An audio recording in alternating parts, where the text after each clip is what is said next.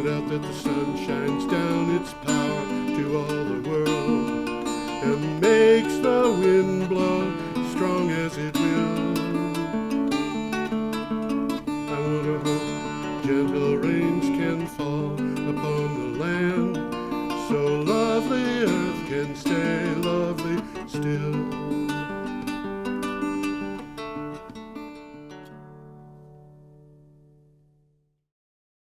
Hello, ladies and gentlemen. Welcome to the 499th edition of Energy Week with George Harvey and Tom Fennell. And once more, Tom is not here, and he is being lazy in a way, I suppose. He's home, and he is not going to join us today. I have high hopes that he will be with us next week for our 500th show. Okay, today is the 23rd of November. We're recording on a Wednesday instead of Thursday because obviously the Thursday is Thanksgiving and the studio is closed. However, we're covering this week. We're covering 6 days. Some days have 4 items instead of 3. We're starting on the Thursday, November 18th. These are all, for those who don't know, these all come from my blog, Energy, the geoharvey.com, geoharvey.com. You can find a file that you can download, which is a text file with the photograph. So it's a fairly big file. It's 1.5, 1.8, whatever. Megabytes, and there's also a link that is on a link lower on the page. There's also a link to the blog posts where I keep the show down on the page, and there's a link to geoharvey.com, so you can get to the actual articles that I'm talking about today, and we'll go ahead from there. So the first item that I'm going to be talking about is, this is Thursday, November 18th. It's from the BBC, and it has the title, "Melting Glaciers Could Release Tons of Bacteria." Now the concern here, well, let me read the synopsis. Vast amounts of bacteria could be released as the world's glaciers melt due to climate change, according to researchers from Aberystwyth University, which is in Wales. In a recent study, they showed that potentially harmful pathogens are among the 100,000 tons of microbes that could leak into rivers and lakes. And 100,000 tons of microbes is a lot of microbes. I can't even imagine what the number of bacteria would be that are in a thing like that, but there's a lot. And this brings to mind, you know, how would these things spread once they get into rivers and lakes? By the way, before I get into that, this release of bacteria has already started and people have already died from it. There have been people who have died of anthrax in Siberia because there's anthrax in permafrost there that melted. And I don't know how long the anthrax would have been in the permafrost. It might be 10,000 years. But there have been people who have contracted anthrax. The doctors in Siberia probably had no idea what was happening. They didn't know how to diagnose it because people in Siberia don't get anthrax. And that's something that would happen in Russia. It's something that can happen in the United States. That you have a disease show up and the doctors who are trying to treat it don't recognize it because they don't expect it. 100,000 tons of microbes. This is mostly bacteria, fungi, single-celled fungi, yeasts, things of that nature. They are going to go into rivers and lakes. Small particles get picked up by the wind from these things and carried. And if you have never heard of the story about Caesar's last breath, Caesar, when he died, according to Shakespeare, his last words were "Et tu, Brute," and you, Brutus, meaning because Brutus was his close friend and Brutus was among those who stabbed him. The question is the last breath. Put to physicists, meteorologists, and so forth, what are the chances as you breathe in that you're going to get at least one molecule out of that last breath of Julius Caesar? And the people who know about these things, the scientists, have actually calculated it. And they say that the chance that you have got at least one molecule from that one breath when you breathe in is over 98%. And if you think about the number of atoms, molecules that are in that, you think about the number of molecules that are in your body, the number the chance that you don't have something from Julius Caesar in your body is practically non-existent. Okay, what does this have to do with the permafrost melting? You've got 100,000 tons of bacteria. These are metric tons, by the way, so they're bigger than short tons. That's going to be a lot of microbes. The wind picks them up. They wind up being in mud puddles that turn to dust. The wind blows the dust. You've got these things spreading. They'll spread all over the place, and they probably won't make very many people sick, because if a microbe gets into your body, almost everybody has got a body that can attack that microbe and destroy it. It's when you get a lot of them that there's a lot of trouble. Nevertheless, these things do spread. This is a concern. Scientists are concerned about it, and so forth. Okay, let's get away from that. I want to show, I should show that picture so people can see it. These are scientists who are looking into melting glacier just for the purpose of finding out what's there. And they are from Aberystwyth University.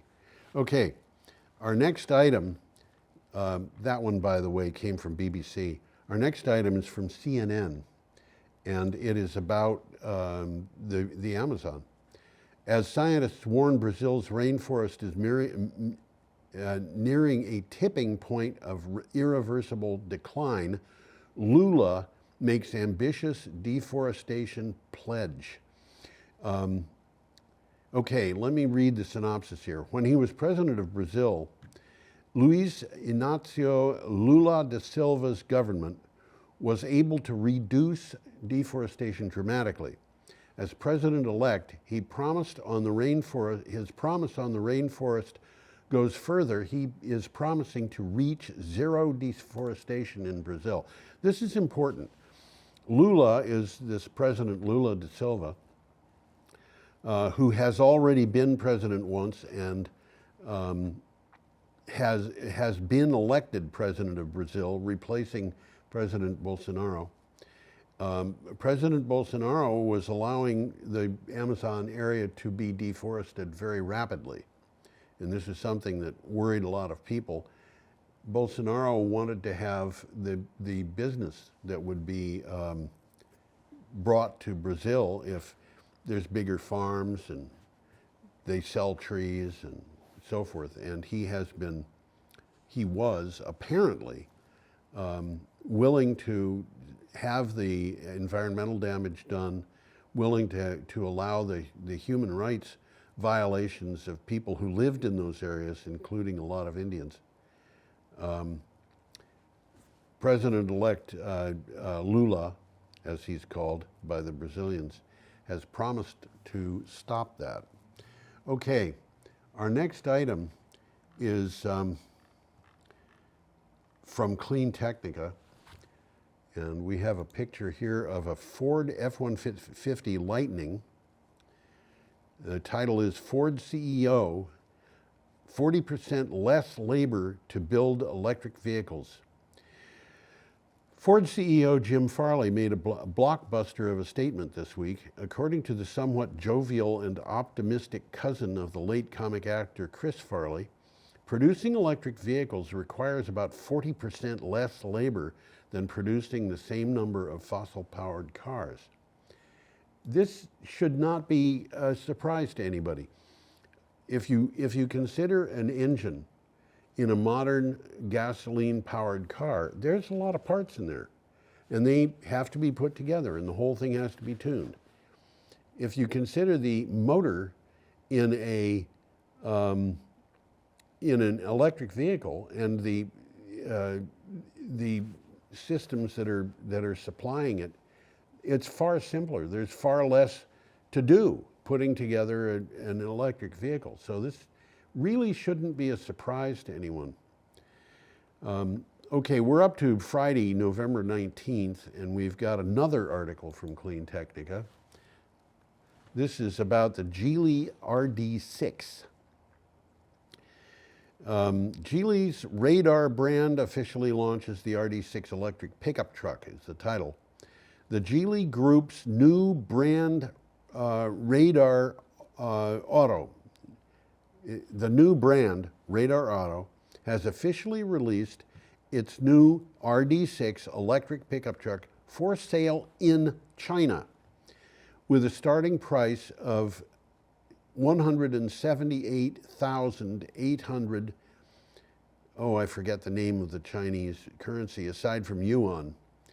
I've got the initials RMB, but I have always said yuan in the past. This is the equivalent of $24,600. This is the pickup truck that you see in the picture. The announcement comes after a preview of the RD6 electric pickup, which was given in July. Now, the thing that I find particularly interesting in this, I'm going to go back to that picture. This truck is not being released in the United States. It is being released in China. And that tells me a couple of things, one of which is the Chinese have developed a liking for an American lifestyle, I think. I mean, if you think about BYD, which is one of the biggest electric vehicle companies in the world, it may be the biggest. I think it's bigger than Tesla. The BYD is a set of initials that is from the English words, build your dream. And the Chinese seem to have taken up interest in that kind of thing. And now they're releasing for the Chinese public a vehicle that looks like an all-American vehicle. But there it is. Okay, I'm going to go on from there. This is not to be released in the United States. The next item up is from PV Magazine, and it is it's a piece about high voltage DC macrogrid, proposed HVDC macrogrid to transmit renewable power at low cost in the United States. That's the title. Modeling specialist Vibrant Clean Energy has proposed a transmission overlay for the contiguous U.S. with about 210 underground high voltage DC transmission lines, 70 nodes, and underwater lines. HVDC can deliver power over long distances very efficiently. Several years ago, I wanted to find out what the story was about line loss for electric transmission, transmitting electricity, and I found that it has dropped significantly. In the mid-1980s, it was about 9% per 1,000 miles, which meant that the greatest distance that you could transmit electricity in a cost-effective manner was about 2,500 miles, which is almost coast to coast. By the mid-90s, it had gone down to about 5%. And that meant that you could transmit electric power for a good deal farther, perhaps 4,000 miles, which means that we could probably get electric power from Alaska cost effectively. Now, during the 1990s, a number of things happened that made it possible to transmit DC power instead of AC. The big problem with DC power is that you need to be able to step it up to a higher voltage or down to a lower voltage. That apparently is pretty easy with AC, but pretty difficult with DC. The thing that happened was they figured out how to do it using computers and various devices that were basically electronic. And the result of that is the line loss was cut down below 2.5%. And at that percentage, it would be cost effective to get electricity from almost any place on Earth and bring it to wherever you are, as long as you've got the correct lines in. Now, what these people are planning to do, they're saying they want to have the electric lines on these lines that are buried. That by itself is significant. It means the lines are going to be more secure. It means that you aren't going to have birds being killed by electric transmission lines, and bird kills from electric transmission lines are really, really significant. By comparison, bird kills from wind turbines are practically non-existent. The transmission lines are and have been a big killer of birds, and this has been known for many, many years. Anyway, the lines that you see here, the dark lines running across the country, are the buried lines that they're proposing putting in. The circles are the nodes, and those are the places where electricity would be fed in or taken from the lines that they're proposing. So this would mean that you'd have support all across the United States where you could feed renewable energy in, say, in Washington State and take it out in Boston if that's what you want to do. And that also would support a paradigm where electricity is manufactured locally.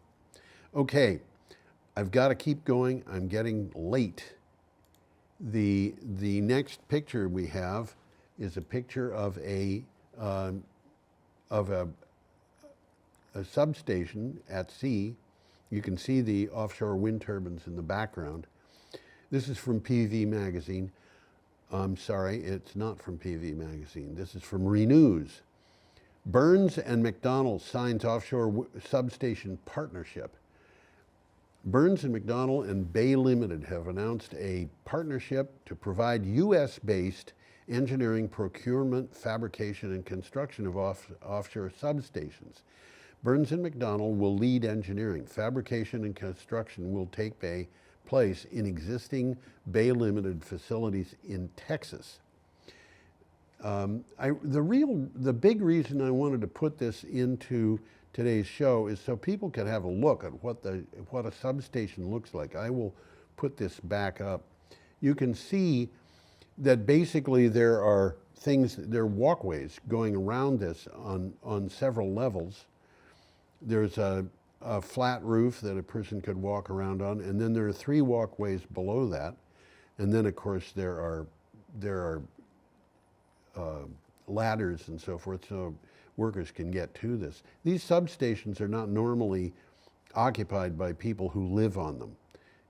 The offshore oil industry will have 60 or 80 people living on an offshore plant, but this is just to give you an idea of how the electricity is collected from offshore wind turbines and distributed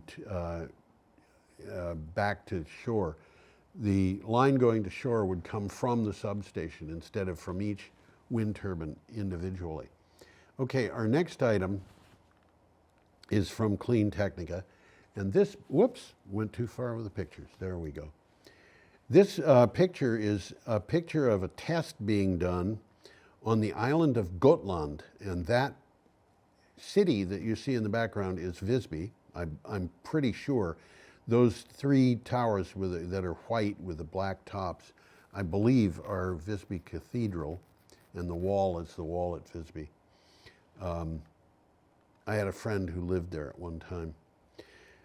The title of this article is Electron and Eurovia to demonstrate dynamic electric vehicle charging on the German Autobahn. And Eurovia and Electron announced their second joint venture. The first joint venture is the one that you see in the picture. M-Power on the Autobahn.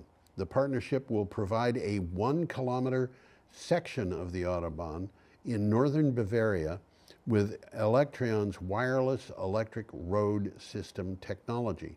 Now, in this picture, you can see a bus and a badly tailgating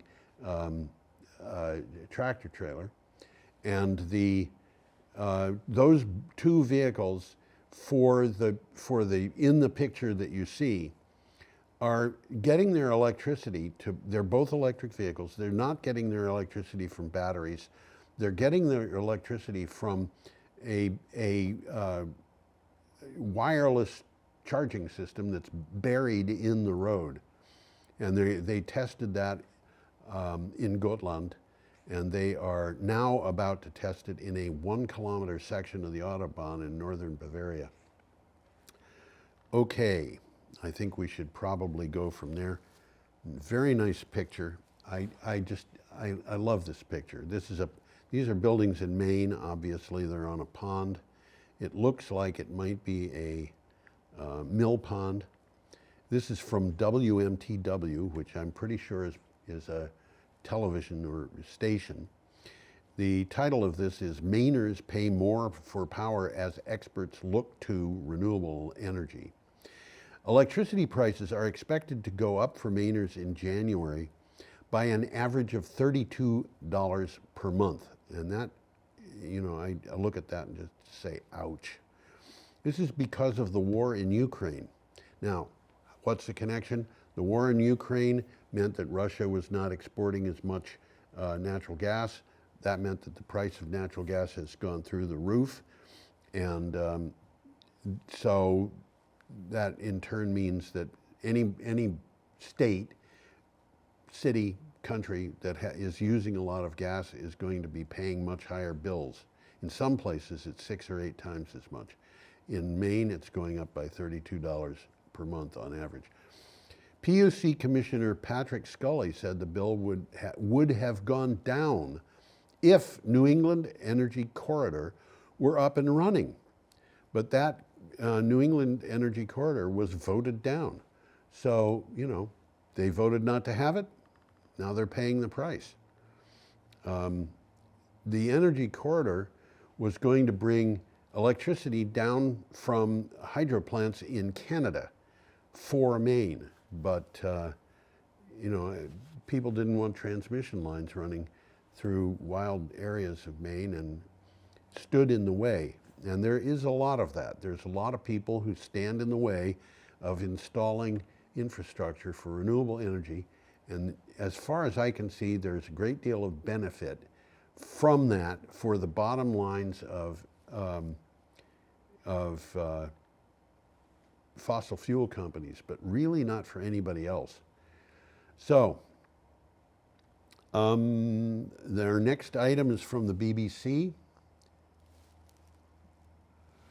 And what we have here is a picture of people in a poor country fetching water. And I'm not sure what country that is. I think it might have been Upper Volta, but I'm not sure. The title is COP27 Climate Summit Runs Over as Talks Hit Gridlock. A promise from the developed world to foot more of the climate bill has raised fresh hopes of breakthrough at the UN Climate Summit COP27. The European Union has suggested a new fund to help poor nations deal with climate disaster. But rich nations are worried about signing a blank check. Now, this story appeared on Friday. It was in my Saturday blog. It is from BBC, and we'll get back to this story in a moment, because there's going to be more on it. I think maybe what I should do is go on to the next story, and as I said, we will get back to this. The next picture is a picture of the Palisades nuclear power plant, which is in Michigan. And there it is. This picture was provided by Entergy. In the kind of upper right of this, you'll see what looks like smoke coming out of what looks like two long buildings.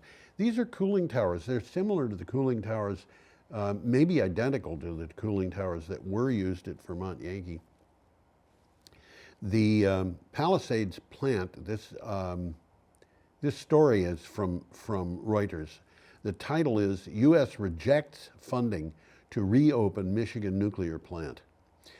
The United States Department of Energy rejected Holtec International's application for funding to reopen the Palisades nuclear power plant in Michigan, according to a Holtec spokesman. Holtec bought the 805 megawatt plant to decommission it after it could no longer compete with gas-fired plants and renewable energy. So what happened was Holtec, which has never operated a working nuclear plant, had bought this plant as a piece of junk, basically. It no longer had a license. And when the Department of Energy offered several $1 billion to keep nuclear power plants open, and with a good deal of support from the governor of Michigan, they approached the Department of Energy to try to restore this plant to a working position. And that attempt to restore it was turned down. And honestly, I have to say, that's not surprising, because Holtec had never operated a plant. This plant was in the process of being decommissioned, although it was very early in the process. There would have been a lot of work to get it online. It would have had to be refueled. Ordering the fuel takes over a year from the time it's ordered till the time it's delivered. This is a big process, and I think the Department of Energy just said, I don't think Holtec is ready for this. So they turned it down. Okay, we're up to Sunday, November 21st, and we have a picture here of the Israeli delegate, Isaac Herzog, and King Abdullah II of Jordan. This is from CNN. The title is, COP27 Summit Agrees on a Landmark Climate Loss and Damage Fund, but does little to encourage rapid cuts to fossil fuel use. And the synopsis is, delegates from nearly 200 countries at COP27 agreed to set up a loss and damage fund to help vulnerable countries cope with climate disasters. But the final text lacks new language on cutting emissions.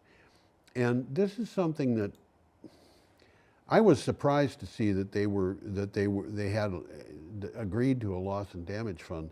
And I must say, I think the countries that are receiving money in that fund are probably receiving money that is far less than, it represents far less value than the value that they have lost in damage that has done. Because some of these countries are just not going to exist 50 years from now, because they'll be flooded out. And the Marshall Islands and places like that are among those.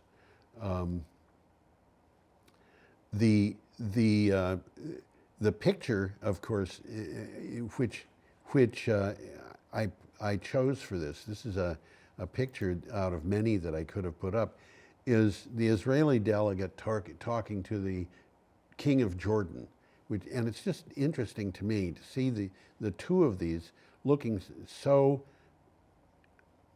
engrossed in conversation. It's just an interesting picture. But nevertheless, the wording of the final text from COP27 is widely regarded as a failure in terms of reducing climate emissions, which is hardly a surprise when you consider there were 600 lobbyists from the fossil fuels industry at COP27. And there are countries that are very interested in maintaining sales of fossil fuels. And so people were kind of bombarded by this fossil fuel thing, and we have to get over that. One of the people who was, I forget who it was or what his position was, but there was an important person who commented on this, and his comment was, we just lost a year, and we don't have a year to lose. So, as I said, there are people who say that this is a problem. We have more of this coming up. This is a picture that I find nice. This is from Clean Technica. Food security and solutions at COP27. COP27, the 27th Conference of Parties to the United Nations Framework Convention on Climate Change, addressed many dimensions of the climate crisis, including food security and solutions.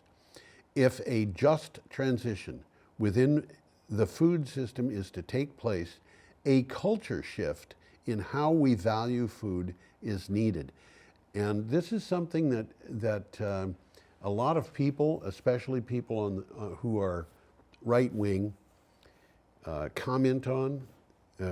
You get in the right-wing press. And you remember, when I'm doing my blog, I typically look at over 300 headlines of articles, sometimes 500. I even remember one day when it was over 600 headlines that I had to look at in order to find the news items that I put up. I put up 10 to 15 news items every day, and I've been doing that since June of 2012, and so I've got over 51,000 links to articles. Often I see in publications that are kind of right-wing, Republican supporting publications, there is comment about this food security issue where scientists are saying eating meat is bad for the environment, and so we should be eating crickets. And they complain about being told that they have to eat bugs. And quite frankly, I can understand why that happens. I can tell you that the people that I've known who have eaten crickets want more. They love crickets, and they say that it's like, eating lobster or shrimp or something like that. They just taste good, and they are a little crunchy, but so what? However, that having been said, there is indication that we can have beef cattle, pigs, chickens, and whatever on land and actually improve the land enough that having those animals there actually draws down carbon from the atmosphere, and they are, from an environmental point of view, they have a positive impact. This is something that's going to have to be investigated, developed, but we will have more on that, I'm sure. Anyway, the next article, I'm going to put this picture up. This is Jenny Uberberg, who is very proud of the fact that she's got a Tesla, and she has put up pictures on Unsplash showing herself in her Tesla, recharging her Tesla, and so forth. She seems to enjoy it enormously that she's got a Tesla. This article is from Clean Technica. Are there enough materials to manufacture all the EVs we need?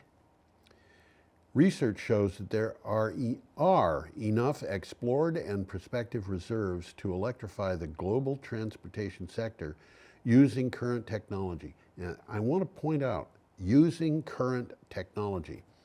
Now, the synopsis says that is true if a high amount of battery recycling occurs. In this scenario, global demand in 2100 will amount to about 50% of lithium reserves. Now, the article assumes that the battery technology is going to be the same.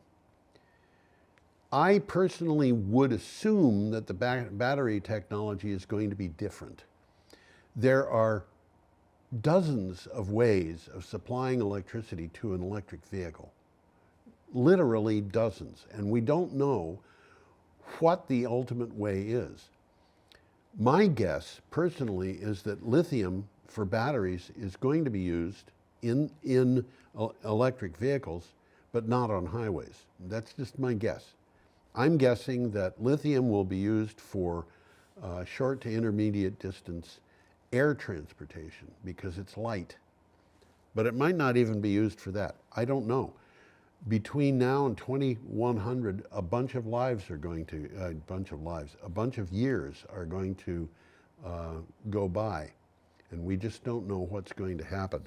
But I would assume that we're not going to run out of lithium. And based on this article, I would say that's probably a pretty good assumption. Okay, then we are up to Monday, November 22nd, and we have an item from Reuters. This is a picture of a Russian, that is not a tank.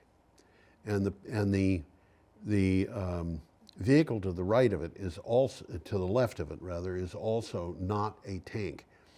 That main item there is a self-propelled howitzer. And you know, my uncle was in the Army. I think he retired as a general, some level of general, not at the, he was, I believe he retired as a one-star general. But artillery is not what it was when he was in the Army, which was 70 years ago. Okay, the title of this article is Explainer, Close Call at Ukrainian Nuclear Plant. Ukraine's Zaporizhzhia nuclear power plant is under Russian control. It was rocked by shelling, drawing condemnation from the UN nuclear watchdog, which said such attacks risked a major disaster. Yeah, they risk a major disaster.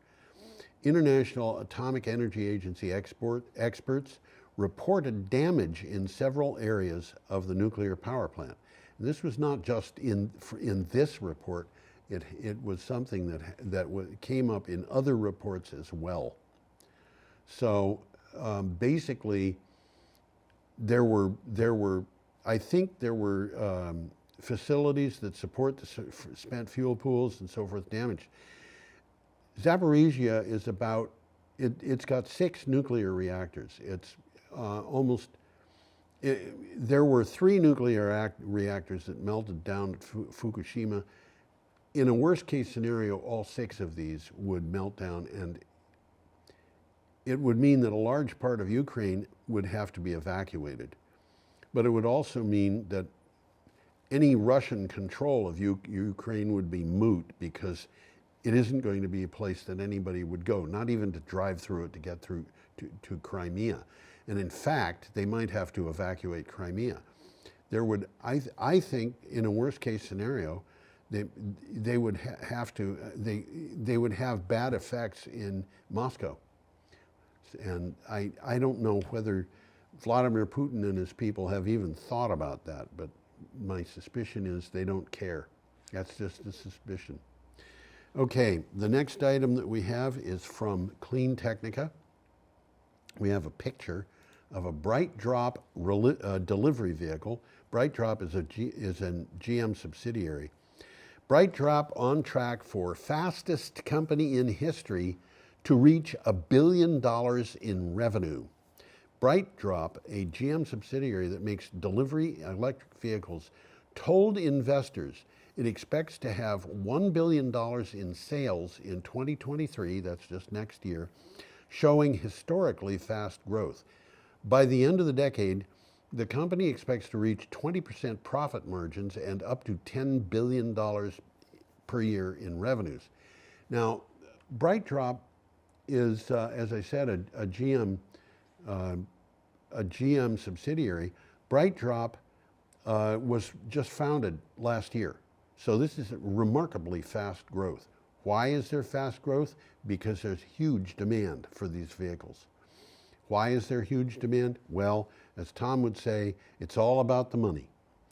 You can save a lot of money by using electric delivery vehicles instead of gasoline or diesel powered. And the same thing is true of trash pickup.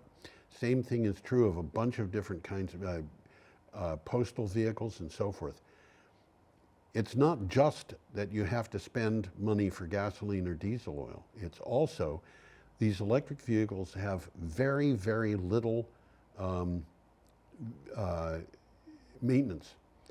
A friend of mine who has a Tesla has said, I asked him about it, and he said his car, which he's had for 10 years, has 240,000 miles on it, and the driving experience has not degraded at all. He's still on the original batteries, so if you want to think about electric vehicles, you can think about that. Okay, our next item is from Energy Voice, and we have a picture here of Equinor's Dogger Bank wind farm. I'll put that up. Consenting delays threaten UK's renewable energy targets. Legal experts have warned that the UK's push for net zero and energy security may be undermined as thousands of renewables projects are stuck in protracted planning and consenting work. Onerous paperwork, legal challenges, and a lack of talent may be hindering progress. Yeah, well, I think that's what it is. And that's not just in the UK, it's all over the world. It is remarkable that there is progress going in other places. There's a gas plant. I believe that it might be. Is it? I don't know if it's going to be reported this week or next. It's going to be reported next week. There is a gas plant that they figured it would take years to build, a liquefied natural gas terminal in Germany. They figured it would take years to build. They're building it. They were building it because of the war in Ukraine. They needed to be able to get natural gas from places other than Russia. And the thing went in just a matter of a few months. So we could do that. We could do a lot better on renewable energy. Okay, the next item that we have is from Clean Technica, and the title of the article is Tesla starts sending invites to semi-delivery event. I think that's a badly worded title. First of all, I'd make it invitations instead of invites. But semi-delivery event, does that mean half of the event is deliveries? I don't know. But it's their semi-truck is starting to be delivered. Earlier this week, Tesla announced that the entire event will be held at its Gigafactory in Sparks, Nevada, to celebrate the first deliveries of its Class 8 semi-truck, the Tesla Semi. Now that the event is all set to happen, Tesla has started sending invitations to retail investors, and they have an RSVP on those invitations. So the Tesla Semi, which they have been saying is going to take a long time to get to market, is coming to market.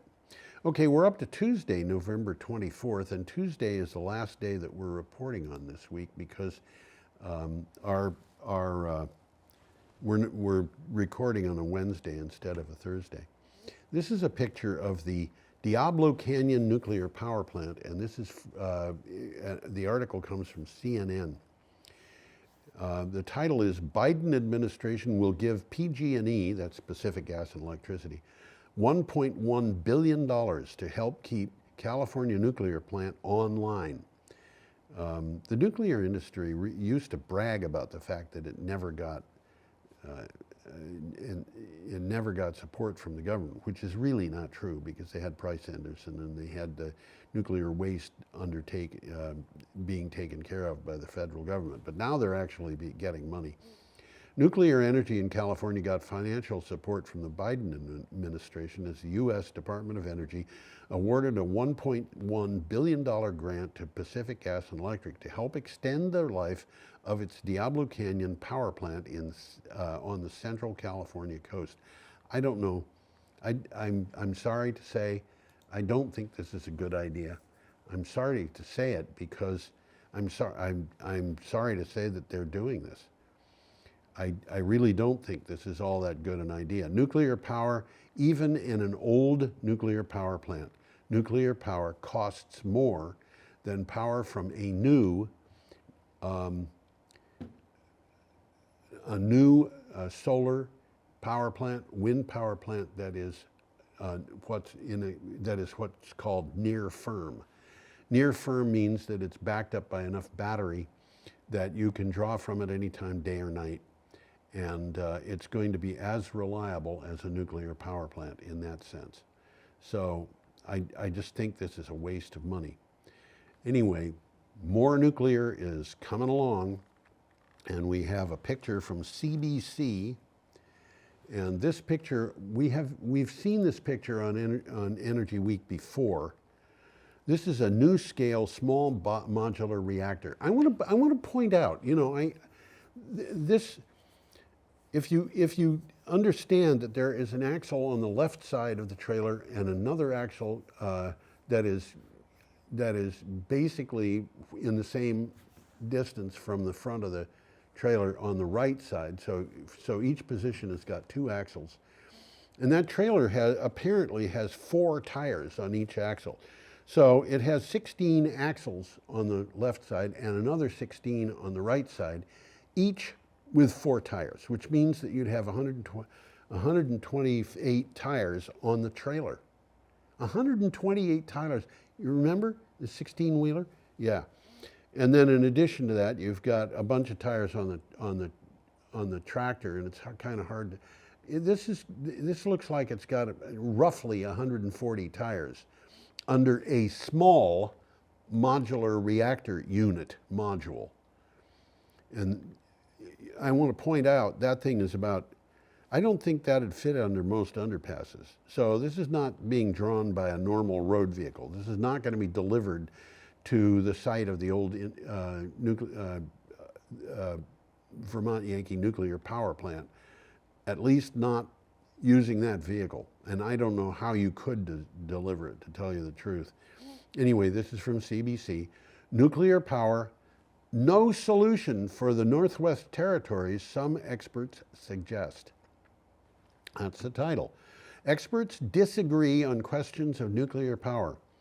But for Canada's north, the Northwest Territories, 2 academics on different sides of the debate agree.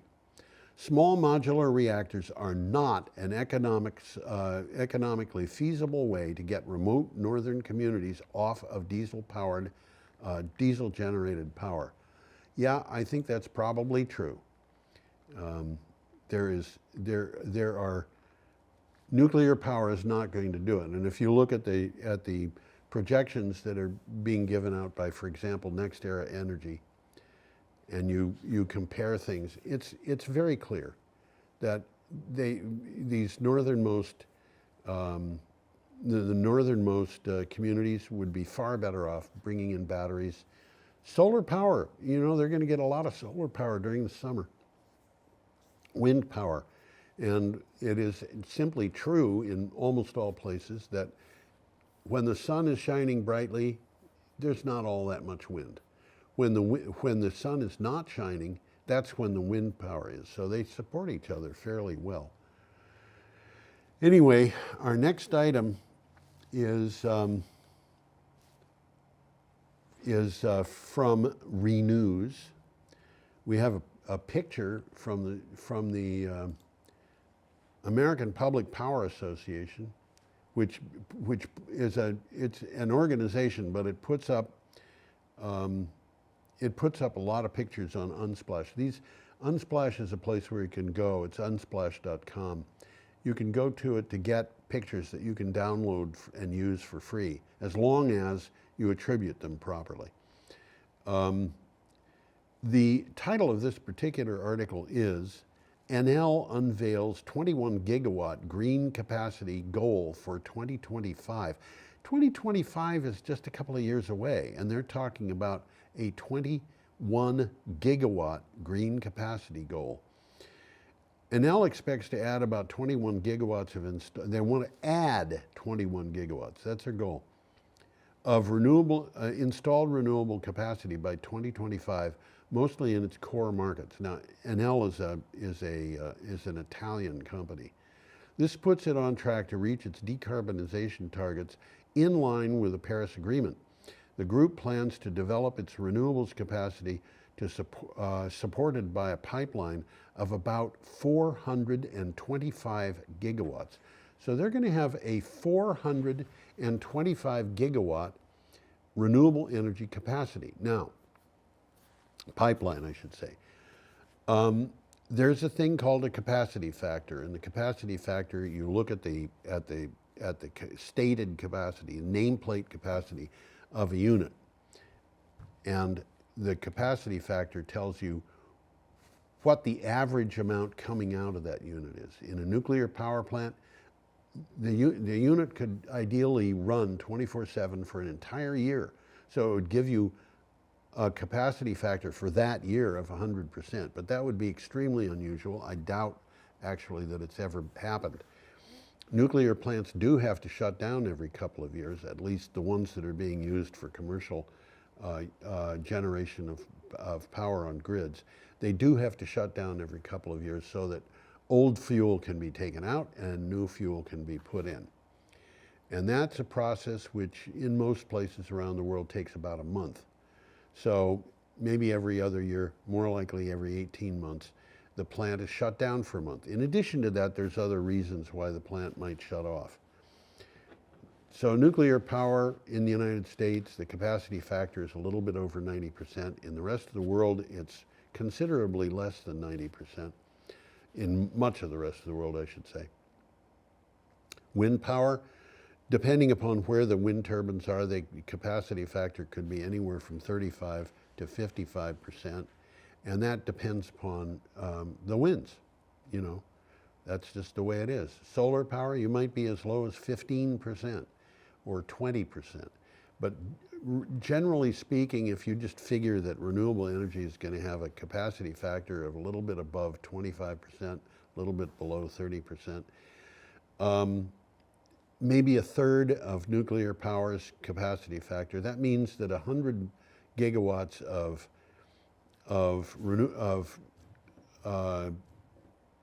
nuclear power would be the equivalent of maybe 300 gigawatts of renewable. Okay, this is 425 gigawatts of renewable energy, which might be 140 gigawatts of nuclear that it's equivalent to. That means that Enel is got in its pipeline enough renewable energy to be equal to 140 large nuclear power plants, which is more than a third of the capacity of all of the nuclear power plants in the world. This is kind of, you know, this is just a company, and it's an Italian utility. Admittedly, Enel is building renewable energy in the United States. It's building renewable energy in South America. I don't know how many places Enel is actually working to build renewable energy, but it's going to be a lot. And part of the point here is putting in renewable energy is so easy compared to putting in nuclear energy that I really wonder why anybody would try to put in nuclear energy, except that they have, you know, they're invested in that particular kind of process. Okay, the last article today is from Clean Technica. I'm going to put the picture up. This picture is a picture of it's an artist concept of an LG Chem factory in Tennessee. Obviously, the factory has not been built. The title of this article is LG Chem to build $3 billion factory, battery cathode factory in Tennessee. The Inflation Reduction Act continues to drive new investment in America. LG Chem, or LG Chemicals, announced that it will build a new $3 billion cathode manufacturing facility in Clarksville, Tennessee. When complete, it will be the largest factory of its kind in the United States. And basically, what this tells us is that the Inflation Reduction Act means that there is a lot of incentive to build things like this, to build renewable energy, support for renewable energy, and unfortunately, from my point of view, nuclear energy in this country. And what that's doing is it's not just attracting investment from the United States, it's attracting investment from all over the world. There are not just battery factories, but there are electric car factories. There's all kinds of factories that are being built in the United States. Building them employs American workers. Operating them employs American workers. This is something that I think, regardless of where you are in the political spectrum, you could probably see there's really good reasons to allow this to continue working in the way that it is. And I'm seeing over and over and over again, these factories are being built in so-called red states, in states that supported Republicans and Donald Trump. And that's not for political reasons. It's because the people who want to invest are finding that those states are open for investment. They are states that have been and are open for investment for reasons that have to do with jobs. They are conservative American states. And these jobs are going to them. And as I said, I don't think that they're not trying to undermine the state's political support for the Republican Party or whatever. They are simply building in the place where the money indicates is the best place to build. And I find it unimaginable that people in Texas would say, no, they don't want those jobs. So I think the Inflation Reduction Act is not just going to have an effect as an act of law bringing a certain amount of money into the marketplace, but it may have an effect in terms of the attitude that politicians have, because the Republican, right-wing, whatever, politicians are going to see there's an advantage to their constituents in this kind of thing. I think they might support it in the future. Anyway, that is the end of the